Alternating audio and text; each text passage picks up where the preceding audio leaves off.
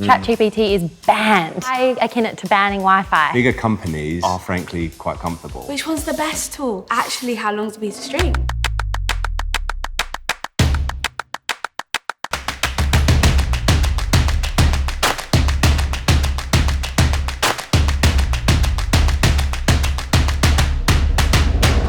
Vodafone have invited us to chat today to talk about one of my favourite topics in the entire world, which is how to integrate AI and tech within business. And I'm so excited to chat more with you both today. Us too.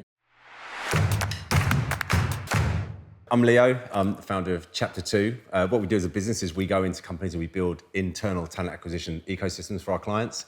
We scale them up and we scale them down and we help them hit their hiring needs. The reason why I set up this business was because I was on the customer end of talent acquisition for about 15 years. We grew a really fast company, about 68% compound annual growth rate year on year. And the biggest line on our P&L was recruitment. And I became so frustrated with it and it was so slow and so transactional that I wanted to find a better way of doing it. So Chapter 2 effectively answers that question. And I think some of the best businesses are built by founders who have felt a pain and wanted to go out and solve that problem. So that's a bit about me. Amazing. My name's Kirstie. So I work in kind of two different ways, really. I have a limited company where I work with a business partner and we go into businesses and help them with tech. So that could be looking at their marketing strategy and how to get things singing together. But more recently, starting this AI enablement partner, going in and looking at their strategy, looking at what departments they've got, what skills they've got in that network. And then as a sole trader, I work on behalf of other companies going into different environments and helping them just get to grips with the basics sometimes and getting over a fear barrier. And my passion is to help anyone that has a great skill or a great idea not shy away because they don't have a technical skill. And I think there's some really great programs, this one included, that can help UK businesses really get over that tech barrier. I'm Christiana Brenton. I'm the co-founder alongside Georgie Holt and Stephen Bartlett of Flight Story. We are a media investment company. We are working with the next generation of creator-led brands to help them scale their content into fully fledged businesses. And of course, our biggest and most flagship example of that is The Diary of a CEO. At first glance, that may look like just a podcast, but actually it's a fully fledged business that now does over 25 million annual recurring revenue across both podcast content and brand partnerships, alongside speaking and live events. We also have a division called Flight Books, so we leverage the content into scaling books and publishing. We also have a product and ventures team where we're creating products, and then we leverage our media ecosystem to market those products back to our consumers. So it's a really exciting time, and I think this conversation about AI and how fast it's helped us accelerate our business, I'm really excited to talk about it and share more. What is AI? Yeah. Right, that is the question. Maybe we'll start We're throwing at the top around of that, artificial intelligence, AI, the AI, I hear a lot. Or Yes, there's an AI for that. Yeah. I hear those phrases so many times. Yes. But really, AI in any it's a massive field actually, and there's loads of kind of subfields within AI. But as a broad sentence, to a small business owner looking to tackle inefficiencies in their business, AI is a digital system, whichever tool you choose to use, that can act intelligently. Nice. And that intelligence comes from the data that each tool is trained on or model is trained on. The other question I get is, but what's better? Which one's the best tool? Actually, how long's a piece of string? Because come back to your business. The best tool is going to be the best solution for your business's problem.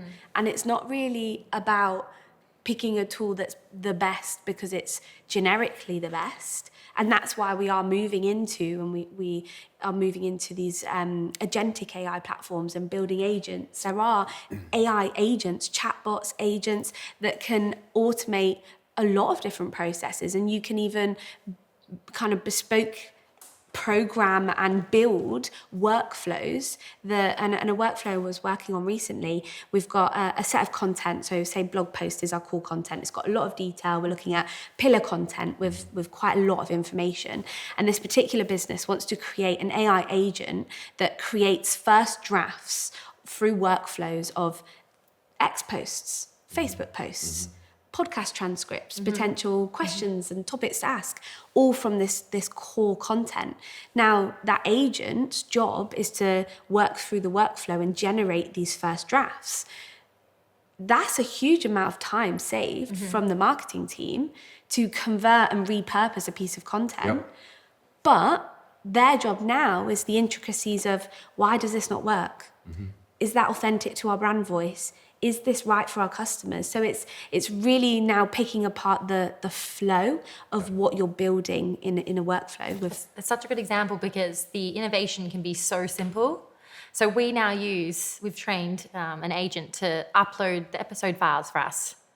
It used to take Jack, the EP of Diary of a CEO, 5 hours to upload the episode file. And he would have to sit there in the office. He has all these funny stories about, having to just wait hours and stay up all night to make sure they hit the publish deadline. But now we've trained an agent just to do the manual upload. So all of that, I completely agree. Eventually you'll be able to feed it more context. And we're using AI to automate our email responses. So they'll, multiple different platforms can scan the entire, back catalogue of all of your email correspondence, and then you could cross-check that with other pitches that you've worked on to feed the context. But then you're still going to need to make sure that there's a human reviewing that, and it ultimately saves all your emails into drafts, and then you can go in at the end of the day or schedule time and review everything and make sure it makes sense.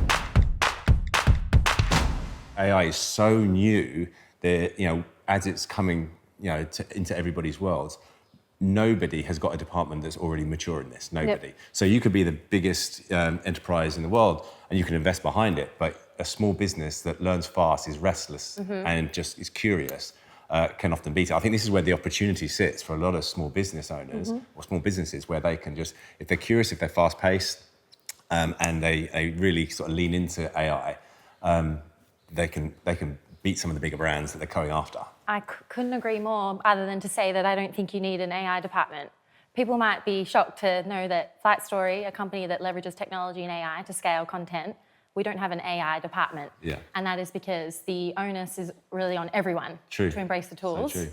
Not to mention the democratization of access. You don't actually need to be a technical engineer to use any of the tools available. No. If you did nothing else but start experimenting with ChatGPT right now, today, you would already completely accelerate your competitive advantage. And it's the classic, I don't know if anyone's read The Innovator's Dilemma, but ultimately It's on my list though, actually.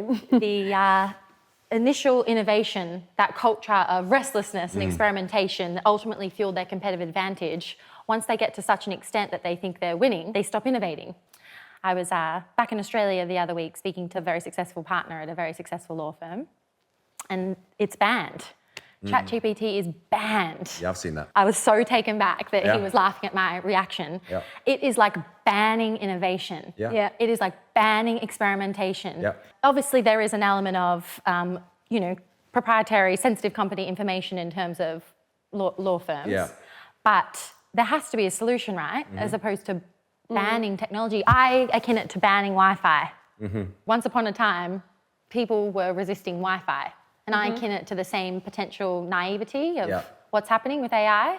Smaller companies have such a competitive advantage because they can become restless, they can embrace new tools, they can start experimenting before you kind of have more security and more bureaucracy. And ultimately you have to manage that risk, but I'd say the risk of not experimenting is far greater. Yeah, definitely. Yeah. I agree, absolutely. And also for a small business getting started, their barrier initially is, where do I start? It's not about starting with a tool, it's about starting with the problem. If you, recruitment analogy. Okay. I love an analogy. If you had a job that you wanted someone to do, you wouldn't just randomly hire someone first. No. You'd create the job description. Exactly. You'd understand what challenges there are, what gaps are in the business, what that person needs to come in, what skills they need, and where they fit. And the same with company culture as well. The same with an AI tool. There's so many choices. You don't start with a tool. You don't start with hype. You don't start with, my friend told me if I do this, what's the problem? I love that. That analogy is so perfect. Because imagine if we went to market recruiting And hire someone. without I don't know if I'm going to hire someone. without understanding, back to first principles, the problem that you're seeking to solve. The first step would be look at your bottlenecks. Yeah. Think about the tasks that, and we all have them. emails come up massively.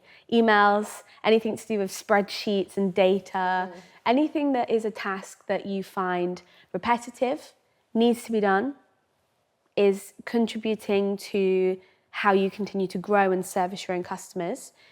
Where's the sticking point? Where's it taking so much time? And then don't try and solve every problem. What's going to give you the biggest gain?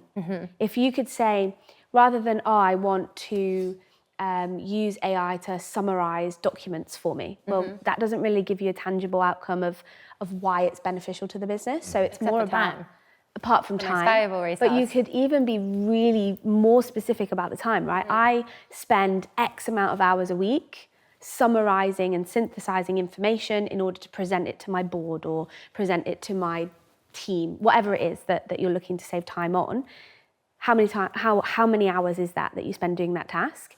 Okay, so using this AI tool that once you've done your research and you understand whether it's ChatGPT, Gemini, Claude, doesn't matter which tool it is, I'm now going to spend 5 hours a week or save 5 hours a week.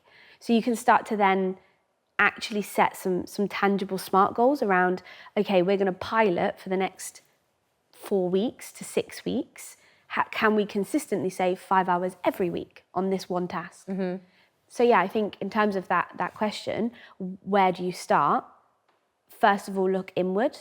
Have you got everything connected? Have you got, even for small businesses, it can be as simple as you've got a website. Have you got analytics? Are you drawing in information about what your customer wants or where they're clicking on, what pages are most popular? It doesn't have to be that complicated. Even if you go earlier into the funnel as a small business owner, so you're even talking about a state where they've already launched their business, you can leverage AI now to tell you what to invest in terms of what product you should be developing and building. You've never been more enabled. Yes, you can optimize everything after the fact in terms of it's an accelerant for marketing, for analytics, for performance, but also deciding what to innovate and build next. You now can completely remove the guesswork. We don't make business decisions by how we feel. We leverage the tools that are available to us to validate those assumptions. And if you think about your product roadmap, everything that you're doing at Chapter 2, you're doing so much more than recruitment. You're also a technology business, innovating platforms. But I'm curious, how do you kind of use and embrace AI to help you decide what's next in that innovation pipeline? Yeah, I think, so I try to remain consistently curious about, where we're going to take this business. I've had a saying to never lose a client through lack of innovation. That's a saying that goes throughout our business. You never lose a client through lack of innovation, because I'm old enough to remember snail mail when it moved to email marketing, and in fact, my first job, there was one email account for the whole office, right? So, oh wow! What, you didn't have individualized? No, we had telephones. Wow. That were landlines. Wow. Yeah, that's how old I am, right? You look great. So thanks. I think that as a founder or someone set up their own business, right, it is so lonely. And I think you don't underestimate how lonely it is all the time. And some people look at that from a point of view, oh yeah, because everything comes up to you. But actually, when you are day one, I'm going to set up a business, you've got no clients. So when I set up Chapter 2, I moved out of the marketing services industry into the people and talent industry. So I didn't only have no clients, I had no network as well. And I had COVID. Not personally, but it took COVID to battle. That is a perfect. Yeah, COVID to battle with. Yeah, literally was a perfect storm, had some headwinds. And if I had today's technology and AI around me to be able to launch Chapter 2, the rate and pace that I would have done it would have been like fractional compared to how quickly I launched it when I launched it 5 years ago. Building a website, I had to engage an agency to do that. With a big cost as well. Yeah, big cost. Thousands of pounds, well. Exactly. So I think that AI is enabling founders to have more tools around them to be able to build their business and their proposition really, really well, and also be more innovative when it comes to customer innovation, be more innovative when they're looking at their own proposition to offer to their clients. So for example, being a talent acquisition recruitment business, we talk about AI being perfect for highly repetitive jobs, right? Recruitment is very repetitive. You pick up the phone and dial, you send outbound emails and messages, it's highly repetitive. So I'm sitting thinking, oh my God, we're dead. Like the AI is going to take over. But instead, I've actually launched a team internally to specifically look at how we can create AI agent recruiters. Because what we do is when we go in and build in-house talent teams for our clients, at the moment it's, okay, you need a certain amount of hires done, a team of 3 can come in and do that, we can get done in 3 months and we scale off again. Yeah. Now, I think, okay, well, do you know what, you only need 1 person, 2 agents. Yeah, that's what we're going to do. And I think that's where the industry is moving towards for us. It's going to highly optimize what companies do that they see as low value and highly repetitive. So no talent acquisition partner or recruiter's ever chosen that vocation because they like writing job descriptions. You know, Yeah. you're not going to have to do that anymore. Just press the button, tailor it. So talking about your example, thinking about AI tools and bias, and how do you prevent this? So I think bias is something that we've got to be really concerned about when it comes to AI, because AI learns from initial human behavior and questioning and prompts, right? So if a certain type of prompting is going into an AI thread, then it's going to learn off that. I don't think we hand over the keys to AI. It has to have human interaction, human learning, and multiple humans learning with it. I personally believe that AI is going to be just another one of those emails, calendars that sit on our desktop, and we're going to use it daily without even thinking about it soon. But if we leave it to operate independently, there will become bias, because there will just be one person interacting with them, and they will just hand over that bias that person has unconsciously. I've heard a number of statements and sayings around AI and how we adopt AI, and the best one I ever heard was that AI won't replace people, and it shouldn't replace people, but it will replace those that don't adopt AI. Yeah. That's the biggest thing I've learned in the last couple of months around AI, and it's so true. And so I think if we adopt AI, prompt it responsibly, then you can control the bias. If you just hand over it and you're a bit lazy with it, then it's going to create some bias. Yeah. And how important mass adoption is, because if it's a certain select group of individuals that are developing the prompts and ultimately feeding AI, that's also a big risk. So Yes. access and adoption is actually linked to helping remove some of the biases. Absolutely. The more people that use the tools, the more diverse people, the more people from all walks of life and industries and age groups is ultimately going to make it more powerful as well, which is why I feel so passionately about advocating for early adoption. And just getting everyone involved. I think definitely what you said in terms of bringing people into a culture where they have to understand what's happening on the ground before they just start playing with a tool. That, I don't come across a lot of businesses that I'm working with that have that as an ethos. They're kind of in a place of chaos of, I know I need to be doing this, but I still have operations that I can't stop. And it's a balance. I mean, it's a really fine line. I think with bias, what you just said about having that human making decision is perfect, because in the work that I do, working with a business to understand that it's not a plug in and play solution. We've already established how many tools there are, right? And sometimes it's also about getting people to come back to basics and audit what they might already have.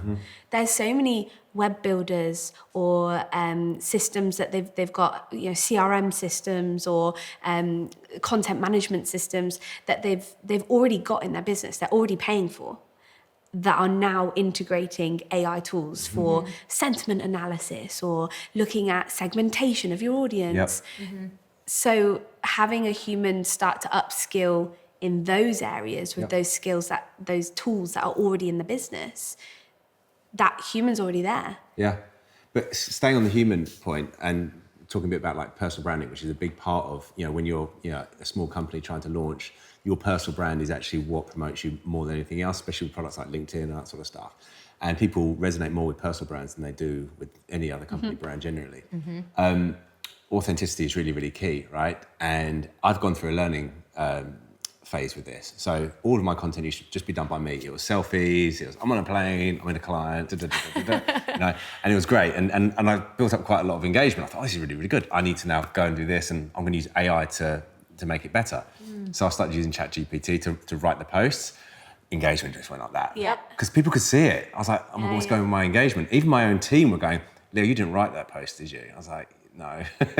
I kind of prompted it, but they could see it. So I think, so now what I've done, I've seized back the control and responsibility, and it's back to me doing it. And I've seen an uptick. And again, people have said, okay, we can see it's you doing this. We can feel it's you. So as good as the AI gets, I still think humans need to be at the core of it. It just needs to make us better. Technology needs to make us better, make us enabled, make us faster, more productive. And if you allow the technology to completely take over or take over too much of what you do, then the quality will reduce and your input will be lessened. Because everything starts to look the same, the habituation filter. Yeah. If you're looking on your LinkedIn networks and stuff as well, there's a lot of content around what if I'm just very good at writing in my language? What if my grammar is just amazing? Yeah. It does not mean that I've used an AI tool, but we are sort of finding that people are now physically assessing people's work. Oh, there's a dash there. Oh, there's a certain type of comma there. Yeah. They wouldn't write that as a human. Can give you a tip on Go on then. a bit of please, I'll homework take it. for you here. Yeah, I'll take it. So with ChatGPT, create yourself a custom GPT Okay. to help you specifically write posts for LinkedIn in this case. You can provide, I'd say, 10 to 12 posts. Anything over 5 really. So find some posts that you've written on your LinkedIn that you think, these are perfect. Yeah. These are authentically me. They use the right words. They do everything that I want in every single post. And you can essentially train your own custom version. It's like a mini app sat within ChatGPT, and you can train it to help you get probably about 90% there with the posts. And then your job is to tweak it and make sure it's perfect to where you want it. Can AI really handle your admin, like your emails, or do you think you still need to check things? It's great because we've already talked about this, right? So yes, there are elements that an AI tool can handle, but just like that example of creating a social post, it's not about it handling everything. AI hasn't got the context that you have. So you could have been working with a client for years and you've got this contextual understanding of your relationship. However, if you are not using whatever tool that's integrated into your email system and you haven't spelled out, look at this document, look at this drive, look at this brief that we've done. AI might generate an email that is great if they're a new prospect, but no contextual understanding of your previous relationship with that client. So yes, there are elements that you can start to automate. So whether that be automatic responses to surveys or to feedback or to little, purchases or frequently asked questions, no problem. But those little nuances that need your context, your touch, that's why I said about 80 to 90% of the way there. Could you get a first draft of something? And then it's all about process. So building in human process that goes, right, so these have been generated. How do we now check to make sure the right things get put through to our clients? Yep. Interesting. We still review every single email, and we just see it's the intersection of technology and human connection being a total accelerant for your business. It would seem very strange if you were on the other end of a fully Christiana AI automated response that didn't have the context that we met each other today. That we just had this in-person human experience and connection. There's actually a bit of a tipping point in terms of the human connection element. So if you're a client on the other side of being bombarded with just AI automated emails, nothing will cut through. So it's such an interesting intersection. I think about this a lot running commercial teams that, we're in charge of business development, that in a world of AI, when every single brand and client or prospect in the world can be bombarded with thousands of what will appear to be fully customized pitches that speak to the problem, that speak specifically to how that company will solve that problem for them, how will they choose who to partner with? And from our perspective, we try to embrace these tools to save us more time to invest in our relationships, to invest in human connection, to have FaceTime with our critical partners, with our team as well, because that kind of need for human connection and to actually work with people that fundamentally care and understand your business, that you're ultimately not just speaking to a robot, that is actually going to be the currency that drives your multiple of the company. Nobody does a job to do highly repetitive work. No. No, really, let's be honest. And the analogy I'll give anybody, it's like having another player on the pitch. Nice. If you adopt AI, you've got an extra player on the pitch against the opposition. And that's that gives an advantage to any small team, any small business, you know, that wants to accelerate what they're doing. How do you choose the right AI tool for your specific business needs? I mean, this comes right back to the first thing we talked about. What's the problem you're trying to solve? Also auditing what you've got. So I work with a lot of businesses that don't actually understand that they're already paying for a workspace. So there's a couple of core examples. So you've got Microsoft Copilot with their 365 integration. You see, I've got that. Yeah. But I just can't get myself to use it. I don't know. And I might be the dinosaur here. So is that the process is the problem or the AI tool? Well, I've got is the problem? ChatGPT, right? So Yeah. and I use that and I ask it questions, everything from like, you know, what's the weather like to Yeah. you know, more complex questions. But everyone talks to me about Copilot. Maybe it is just a me thing, but I pressed it a couple of times. It's on my dashboard. It's this little icon. Yeah. It appeared. I was like, I'm curious. I pressed it. I just haven't But been it's able also to implement it. Understanding what you've got in that. So if you've got an enterprise level Microsoft 365 business structured account Yeah. That you're already paying for. that you're already paying for, Yeah. you probably have a lot more in that than you understand it. Even in regards to going into Excel and being able to use Copilot to help you analyze data. And the same with if you're a Google organization, which we find a lot of, you know, it's one or the other really at this point, who have integrated Gemini into Google Workspace and they have similar features. So it's initially the first step is what I've already got. Yeah. Is definitely a question that I ask every client business that I work with, because often they've got a few different tools where they already have some significant features that they can take advantage of. I love what you said about auditing as well. Like if you were starting today, just reflecting on your week Yeah. and what is currently taking the most much amount of money? time, or your biggest friction, like the best innovations in the world ultimately to solve the friction that you're feeling every single day. That genuinely just write it down or type it or speech to text. Speak to And then- ChatGPT. And then you could actually just ask, because I thought this as well around, what's the best for creating social posts, creating content, automating Excel analysis, creating a board pack, and then this incredible not one-stop shop per se, but ChatGPT will then tell you other tools that you can use as well. It's funny because again, innovation, I think people always default to huge companies. Yeah. Putting SpaceX, putting a rocket on the moon. It's like, well, actually, there's so many small things that can unlock massive wins, because ultimately saving the most valuable currency resource as a founder, which is your time. I couldn't agree more. The example I give is, you know, in setting up a business a couple of times now and growing that company. As a founder, you are focused on customer centricity, sales, retaining your customers, making sure your team are happy. And as a founder, you have to know what you don't know, right? One of the biggest skills that a founder can have is knowing what they don't know. And so when I set up Chapter 2 and we're building Chapter 2, when we got to 40 people, I was like, I had people telling me that I had to have like HR policies in place. I'm like, I've never written an HR policy, right? And now with, you know, ChatGPT, I can literally bang out a whole HR policy folder in like an afternoon. Do I want to be the person that checks it, makes sure it's right and deploys it? No, we do need the HR person to do that. How do you ensure AI tools comply with data protection regulations? It's a big question, isn't it, for a lot of founders? Because I think if we take it back, regulation-wise, there's so many conversations, depending on the industry as well. I mean, there's a lot of things happening around the world in regards to copyright and kind of different GDPR laws and data protection laws and whether you're a regulated industry versus an unregulated industry. So there's loads of details that we could kind of digress into. But I think the actionable thing for the audience that would be watching this would be thinking about what you need to know about the tool that you're using.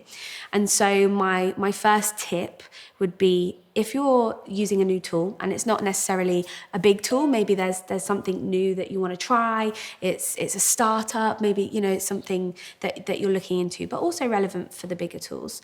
Always go on the website first and have a look at their privacy regulations, the privacy documentation that they've got, and do a quick search. Press whatever shortcut on your keyboard and search for GDPR. If you're a UK-based business and that tool stores data in the UK, does it have any GDPR reference within that privacy policy? Then you can tell instantly, even within a 5-minute check of that, well, this tool is potentially something that's taking regulation seriously. The other thing you could start to think about is your own, again, infrastructure. So are you working in a cloud space? All of those cloud spaces are going to have the ability for you to go and have a look at those privacy protection and policies. Has anyone used Notebook LM? Yes. Dream tool. Okay. You got some more homework to do, right? We need to So You're gonna school me. if you are someone like me that I like to absorb information and be able to, so that whole thing of you don't know what you don't know, how do I get there quickly? Yeah. But sometimes you need to absorb it in a way that is just not a bunch of text or jargon, right? That isn't your typical industry. And I think data very much sits, anything about GDPR, data for a founder definitely sits in this area of, I know I need to know about it, but how do I know and understand these words that are just engaged, because it could be quite so outside of their day-to-day, right? So a tool like Notebook LM, but you could use other tools for this, but Notebook LM is one of my favorite because it takes the information from the sources that you upload. So sometimes, and this kind of relates to a couple of the things we've talked to, if you're using a tool like ChatGPT or Gemini or Claude, any of these sort of large language models, you may find, and tell me if you found this as well, that you ask a question or you start to engage in a conversational way and you get an output that you think, oh, that looks amazing, fun fact. You check it and it's completely made up. Well, the reason for that, these tools are essentially probability engines without going too deep into how they work, but they're giving you the natural language, the next most likely word in a sentence based on the data they're trained on. They're not necessarily there to be factually correct every time. And what a tool like Notebook LM does is it allows you to upload the really boring HR contract or the data privacy protection policy from the recent tool that you're looking at. And you can ask questions. What does this mean as a small business in the UK? Explain to me like I'm a beginner. And also look at the sort of payment levels. We have options to use free versions versus an enterprise level tool. And with those payment structures tend to come more guaranteed compliance to how you protect your data. Yes, you can embrace AI and automation to fact check, sense GDPR compliance, but also, yes, engage all of the business services that are available to you. Rather than making such a important business decision around GDPR and compliance, there's still so many businesses that you can go and consult and get their expertise and advice to make sure that you are making the right decisions. And I think things around GDPR, compliance, cybersecurity, that is where, even for us, we're still going to engage our partners like Vodafone Business to give us the expertise and advice and to make sure that we're doing it right. So yes, we're in the era of automation, acceleration, that you can do so much more by yourself, but that doesn't mean that you should do everything by yourself. Yeah. On that, thinking about those free tools and experimentation and innovation, I think for a lot of small businesses to remain competitive, they need to innovate and experiment with different tools. So we touched on enterprise level, I'm paying for a tool so I can flick that little switch that says, do not use my inputs and outputs for future training of this particular model. So there is the ability to do that with a lot of tools. But if you're in that very, very, very first part of experimentation, of course, you don't want to pay for every tool that you use. So starting to come back to basics to sort of address that kind of data privacy question. Have you got a policy in place in your company that really clearly tells the team what they can upload and what they can't upload if they're experimenting with a new tool that isn't a paid for tool? So that could be confidential information. I was working with a perfumer recently. don't put your recipes into a free tool. It's not to say that that recipe is automatically going to come out somewhere else down the line to another user, but always expect that on those free versions, what you input, you've essentially given that permission that the internal business, whoever has that tool, can access your inputs and outputs and potentially use those inputs and outputs to train future models. Yes. So sometimes it comes, again, back to the process. What's your process? Come back to the business. So we want to do this, we want to solve this problem, but what are we going to clearly give our team, or if you're working with freelancers, depending on how big your business is, what they can and can't do with our brand values and our confidential information. I genuinely believe that recruitment is a highly repetitive task, and I don't believe that my talent teams went into the world of recruitment to do those highly repetitive tasks. So what I'm doing in chapter 2 is we're building AI agents instead of hiring recruiters. So when a client needs a team of people, we're like saying, well, okay, you don't need 3, you need 1, and I'm going to put 2 AI agents in with you. You know, going back to my point earlier of never lose a client through lack of innovation. If I don't innovate our business into this place where AI agents can help our teams do a better job, we are not going to maintain the pace of our industry. Our CEO, Georgie Holt, she's trained her ChatGPT to give her quite direct feedback on her management style, her communication style, how she's handled situations. So she now has autopilot open in most interactions with the team, and she's immediately asking for feedback. How can I become a better leader? Really to free her up for bigger decisions, but also it's really funny reading the feedback because it can be quite, she's trained it to be really savage. And it's hilarious. As a small business, as a founder, there's certain situations that we don't get feedback as it relates to the feedback. So it could be pitching. You've just gone into a video call, virtual environment. You've got a couple of key stakeholders from this prospective client, and you think, what did I do wrong? They didn't call back. And that happens so much in the early days because it might not even be that you did anything wrong. You just might be the wrong thing for what they want, or maybe they don't even know what they want at this point, and it's just a disconnect. So using AI to not only record the meeting transcript, which if you've ever had to create minutes, the ability to generate minutes instantly, then be able to track it to the specific place in the transcript to read the whole section that contextually happened in the conversation, that's a game changer for time. But then using that transcript, going into you could build either a custom GPT or straight chat and say, I'm this person in this conversation. The goal was actually to score this client to do this set of services.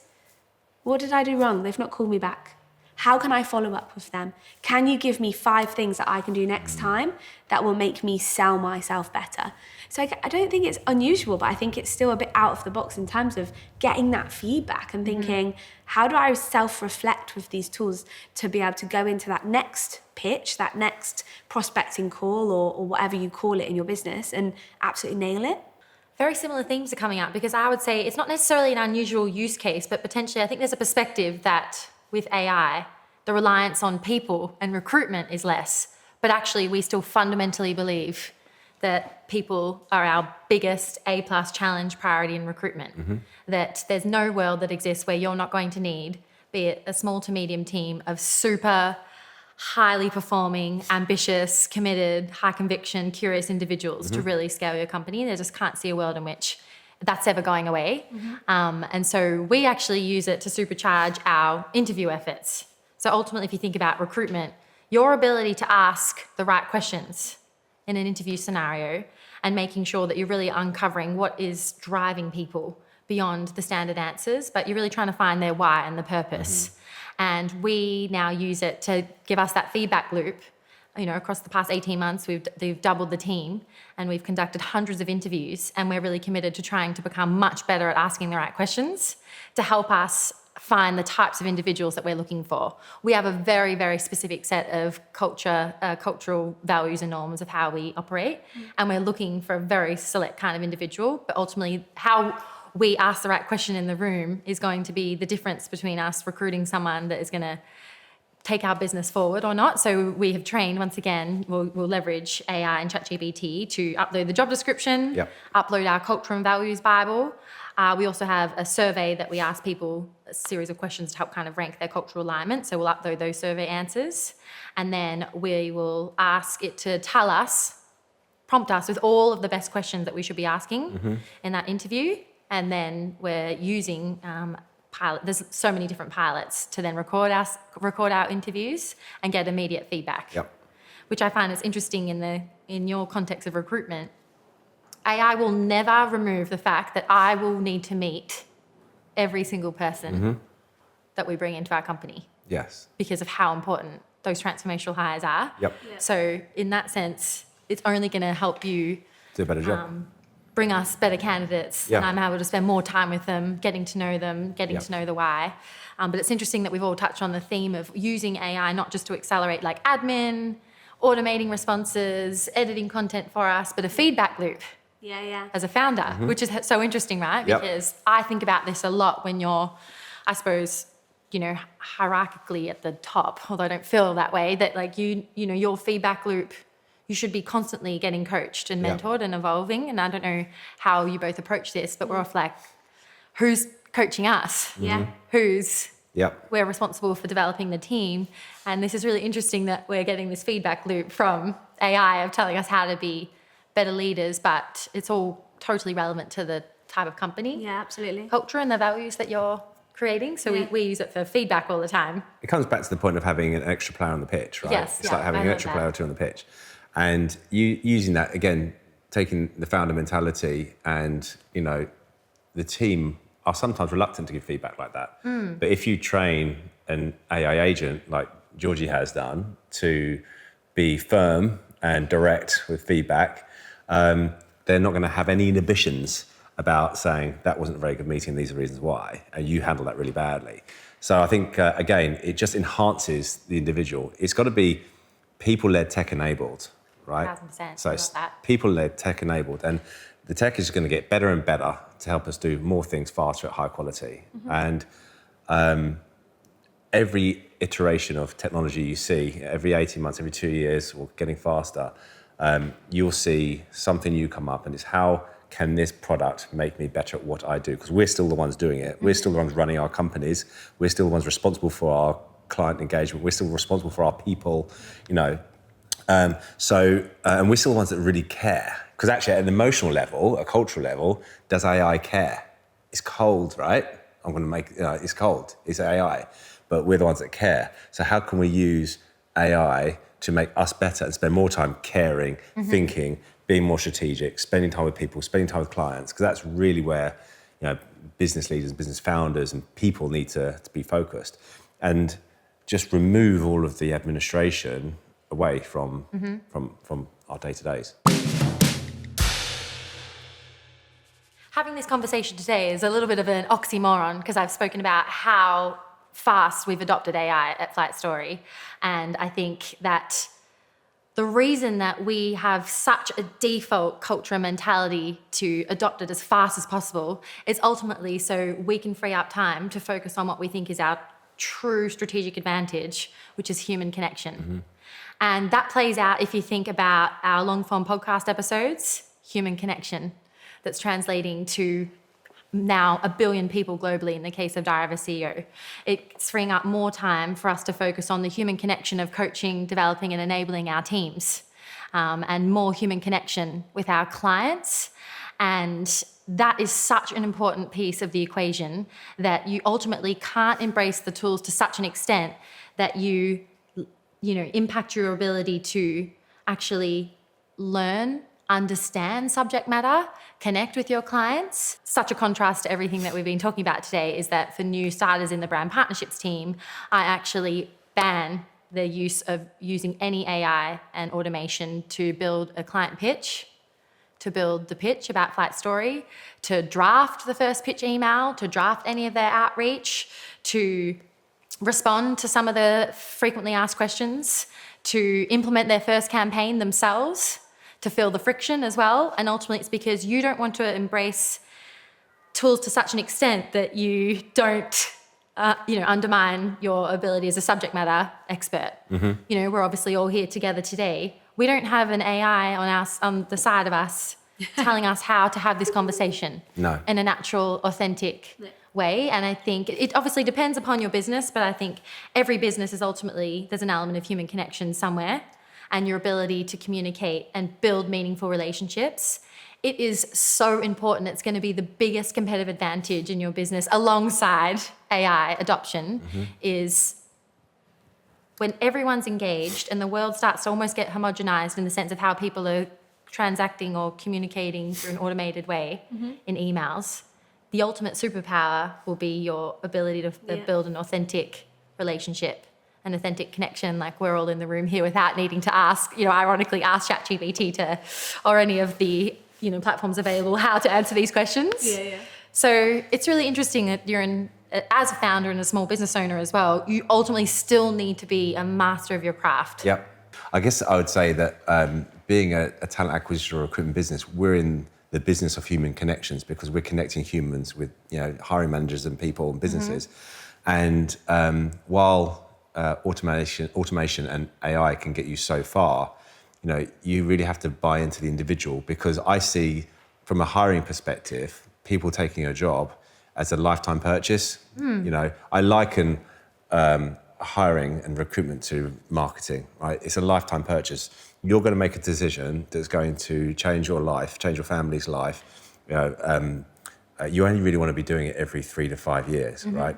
So do I trust this person that I'm meeting, and do I buy into them enough to quit my job and come and work for you? And that's a really important human connection. I don't think you can be done through AI. Yeah, and actually just from the work that I'm doing with the training, I spend a lot of time around AI tools, but my mission is still human, connecting humans as a team to be able to learn how to use the right tool for their business problem or challenge.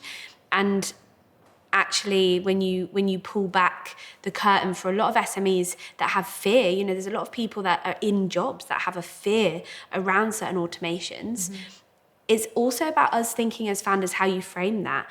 I'm not framing, I'm going to now get rid of all customer service. I'm going to answer all customer service questions with an automated chatbot. That's what's happening. No, I want to come in as a founder with a team that I need to look after and teach them. So we want to save you time answering these repetitive questions. What would you do with the time if you didn't have to answer those 10 times a day?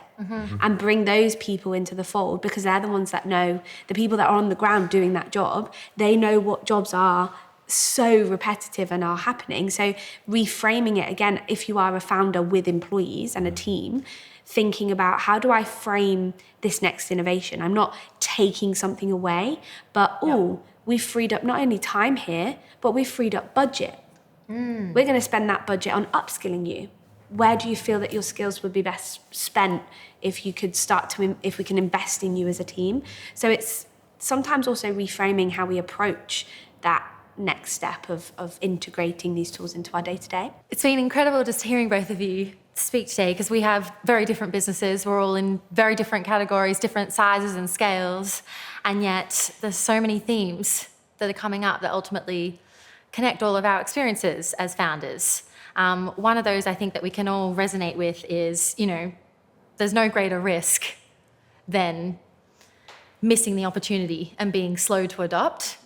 And so that has a massive one for me. The biggest risk you'll have as a small business owner or a founder is to not start embracing and start experimenting with some of these platforms as fast as possible, even in a smaller way of organizing your emails and admin, right up until some, the bigger use cases of creating your own agentic AI agents to run your business for you. So that is such a big one for me, thinking about, wow, the risk of delaying that adoption seems really clear for all of us. But then equally, all the themes that keep coming up is our belief in the importance of human connection. And certainly myself as a founder, I just see my most valuable commodity, resource, asset is my time. And the time that I can then spend with our teams, developing those relationships one-to-one, developing better connections with our customers, our clients, our partners. I think that's the thing that's really resonated for me in this sort of new era of AI. And one of the things that we've all talked about a lot is not to underplay or overvalue AI, but recognise that people are in control and people are the primary priority, and it's the technology's role to make those people more enabled to do their jobs better, to be more productive, to be more advanced. Yeah. People and technology will still be the single greatest multiplier of your business. Definitely. Because the type of people you recruit and the mindset they have of experimentation and, failure and ability to make mistakes and learn and grow as fast as possible is still ultimately going to accelerate. And also just coming back to your process, So important. the human connection and the tech connection and everything we're talking about, ultimately the tool you use, the decisions you make, still rests with you and the business. And if something happens in the business that, say, isn't what you wanted, it isn't what you were aiming to happen, that decision still rests with you. It's about, okay, so what are our processes to protect ourselves for particular challenges that we're facing using these tools? What's going to help us as a business gain something, still keeping our culture, still keeping our people happy, still bringing everyone with us on this innovation journey, but also understanding that we're in that driver's seat. So yeah, we're enabling ourselves with the tech that's available to us. Are we the best group so far? Well, that's no.